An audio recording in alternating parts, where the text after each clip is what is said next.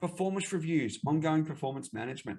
Do you have your regular 6-monthly performance reviews? And you do them well. As I was saying before, I have a chat to principals often where I go through and they say, oh, we did them once, didn't work. We did them a second time, or staff wanted to get pay rises, or and I've had this before. We've actually staff have left after a performance review. I had one where I was working with an office and a staff member left. And the director came and absolutely ripped into me and said, the staff member was leaving. And I was like, hang on, they were leaving anyway. All the performance review did was actually bring to their attention the things that they weren't doing really well. We'd already identified that we didn't want them as part of the team long term. And all they've done is brought forward what the program is, because we said for the next 6 months, this is what we expect you to do. This is what you have done. This is what we expect you to do. They've chosen to check out, and that's okay. Don't see that as a negative. But as I said, if you don't have effective performance reviews, then make sure you have a look through those. I've got a booklet which we use. Here it is here. It's 20. This is the 90-day action plan. This is the 5 projects, and it's very, very basic. As I said, this little 90-day check-in, we do this. It's a half hour, maybe an hour at best, depending on what's there. And it's the 5 projects that the staff member's working on. They get to determine them. And these are both in and outside of work. And it might be something along the lines of the staff member might be studying. They might be listening to webinars. They might be doing the bike ride like I talked about before, but there are things inside of here. So what are the projects with regards to marketing and advertising you're going to be doing? What are the staff around personnel? What are the 5 priorities that you're going to complete in the next 90 days? And what can we do inside of here? What can we do what is the assistance that we can offer in project 1? And it might be allow me for the next 90 days to start later. It might be that I have Wednesdays off because I want to go and volunteer and do something, or, I've got a family member that's sick, and it's just about being in tune with your team. And as I indicated before, if it's going to be $9,000 worth of vacancy, it's going to cost you. It makes sense to be spending all your time with your team that you've got here now, if they're part of your assets column. Your performance review. So we come through to here. These are some of the questions. Are there any policies? This is straight out of my booklet. Are there any policies that you feel need to be revamped, updated, or where more focus on training is required? Now, often what will happen, I've done a lot of these where the staff come back and say, yeah, I really don't understand how to use PropertyMe as well, or I have no idea how to use Rex, it's a CRM, or inspect real estate. So we bring in either do some webinars, or we focus on this, because if one person says it, then it might be conducive for everyone. It might be something which we have a look and say as part of our training plan. Then we incorporate more training around inspect real estate. It might be something that we have a look at. Are there any procedures that we can have a look at? Can you identify 3 systems, procedures, policies that we don't have in place that you feel would benefit your own productivity?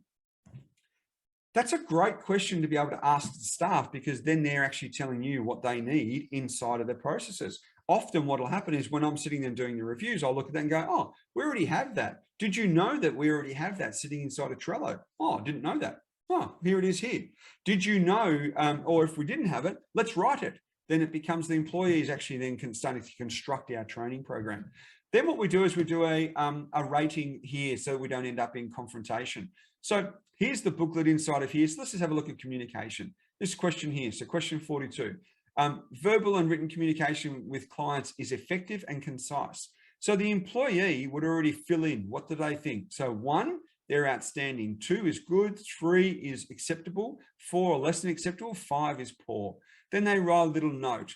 And what I do is I have the direct line manager. They also fill it in. So as a facilitator, I'm sitting there and I'll say, Sally, what did you write as the employee? And they'll say 2.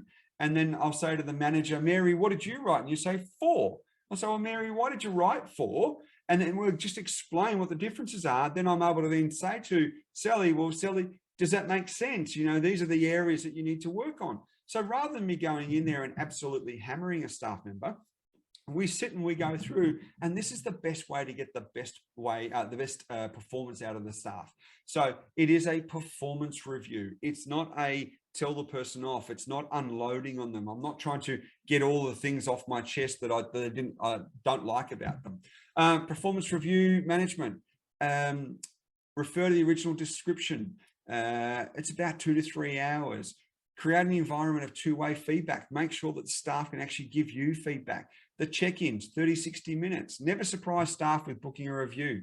It might look like it's retribution. So have them booked 6 months in advance. So the office that I was telling you about yesterday that I'm working in, as I said, I'm effectively like the general manager, virtual general manager on that particular one. We already have our October and our April next year are already booked. So our October reviews are booked. The time is booked. The April, we just got the days. So we know the days we're going to be doing them. So the staff have already got, we're in July now, they've got their October ones booked. The actual times are there. I'm facilitating and we know who the manager's going to be that's sitting inside of there. And that's 3-4 months out.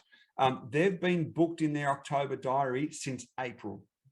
And every time we do them, we make sure we've got at least 2 in the diary. Set them. So 2 6-month bookings already in advance. Give them the booklet. So they've got the booklet in advance. It's not being surprised. Be honest and respectful. The tone in which you give the review should be 100% constructive. It's about making sure you can get the best out of the staff member. Okay. Keep going along through to there. Ask your staff, how well do you understand the company's goals? The team's goals, where do you fit? What do you think areas that you need to improve? These are things that you'd need to be checking in along the way. And again, on week 4, 10th of August, we're going to go through and spend a whole lot of time on performance reviews. And inside of the Trello board, I'm going to already provide the documents inside of here for anyone that wants to run the program with me. You'll have all the documents sitting in there, like the induction program, any of the things that I'm referring through to, then I'm going to provide those as part of the Trello board. Okay, what's your action out of this one? Performance review. If you don't do performance reviews right now, I didn't mention this before, but April and October are really good months. April gives you 2 months to plan for the end of financial year and to get your activities going. So if you do want to highlight anything that isn't goals or financial year targets, you've got a couple of months to get those right. October, again, you don't want to do them too close to Christmas, because if it is uncomfortable and the performance review didn't go so well, then what you might end up with is a staff resignation.